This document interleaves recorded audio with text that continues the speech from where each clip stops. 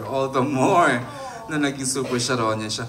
From what she saw, professionalism, yung acting na binigay mo dito, Nay, itago natin sa pangalan. Charing lang, joke lang. Hindi ko na not gonna tell. Pero, you know how the production fell in love with you in this series. I love them so much. Nagiging family ko eh, pag mga magagaling tsaka mababait. Ganun yung buong staff, crew, at saka syempre yung cast members. We all know that. I think in every scene naman I did, hindi pwedeng solohin mo. I think I really owe a lot to Julia, Janice, Elise, Sam, Eric, si Jenica rin, si Christian. Parang madadala ka sa galing din nila.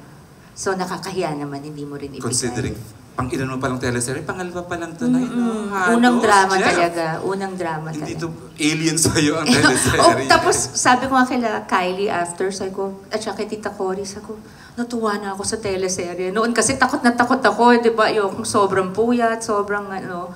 Ngayon, sobrang enjoy. Kasi sila lang nakakasama. Yung I would really look forward to going to work.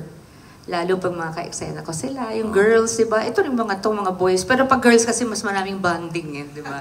So kami nila, Janice. Janice de Belen, veterana sa teleserye. Oo, sobra. Ay, saludo ako lagi kay Janice. Sabi ko nga sa kanya.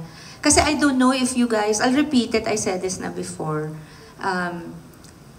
I don't know if you get it kung nadja-justify on screen. Pero in real life, pagka-eksena mo siya, yung mata niya talaga nangungusap. Kasi I get lost in your eyes. De, sobrang galing talaga. Silang lahat. Yes. Lalo tong anak ko also, di ba? Dami kong napupulot sa lahat ng katrabaho. So that really made me give my best. Kaya lang first time ko rin kasi mag-portray ng role na katulad ni Miranda. So I had to, siguro I felt I had something to prove na I could do a role that was different from every other role I've done. Mukhang different naman talaga. Alright, thank you, Jeff. You're good, Jeff, no? Maraming salamat, Jeff. Before we give the mic to Alan Sandon, siya yung next sa magtatanong.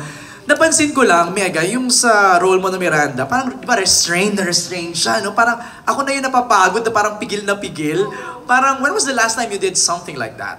Gusto ko, madrasta pa. Madrasta, right? Oo, 20-something years ago. Oo. 29 years, 29 years No ago. way. 1995? Yeah, 1996. 1996? Yes. Yeah. Tapos, with the guidance of Direk FM and Direk Dali, syempre. Kasi sa umpisa, ganun yung character niya. Di ba sabi ko noon, parang marami siyang dala-dala. Pero meron siya ring papel as a public figure eh.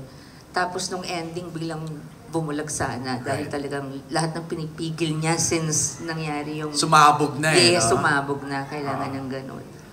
Let's pasagot ko lang si Janice's reaction sa sinabi ni Mike.